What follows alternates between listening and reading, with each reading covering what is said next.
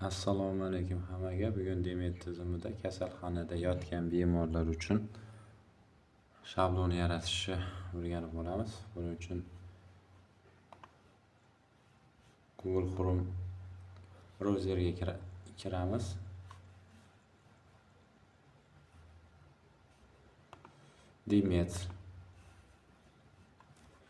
Demet.uz vход в систему.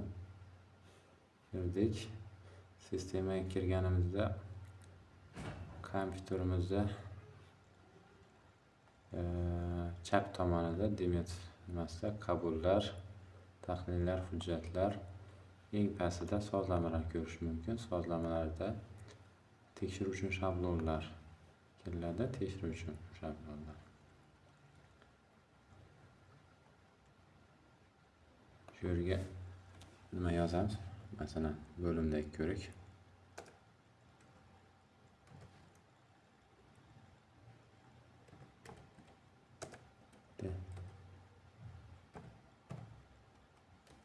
Ko'rik. Shablon yaratish. Shablon nomini yozamiz.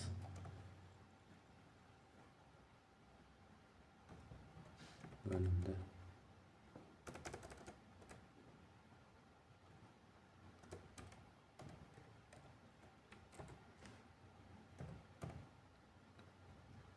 ko'rik. Xo'p. Bemor ko'rigi. Xo'p. Biz oldindan kompyuterimizda kasallik tarixini elektron nimasi bo'ladi oldindan.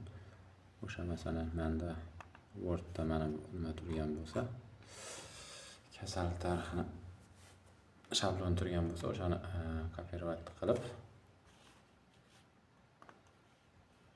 shu nimaga joylashtiramiz. Xo'p.